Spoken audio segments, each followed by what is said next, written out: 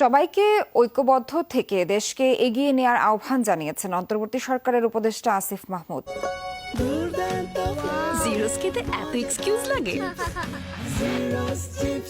দুপুরে কুমিল্লা সার্কিট হাউসে দুর্যোগকালীন এবং পরবর্তী মোকাবেলা বিষয়ক মতবিনিময় সভায় অংশ নেন তিনি। এ সময় আসিফ মাহমুদ বলেন, নতুন এই বাংলাদেশকে আবারও নতুন করেই করতে হবে। জনগণ এবং প্রশাসনের মেলবন্ধনের মধ্যে দিয়েই তা সম্ভব। পরে বন্যা দুর্গত এলাকা পরিদর্শনে নোয়াখালীর উদ্দেশ্যে যাত্রা করেন আসিফ মাহমুদ।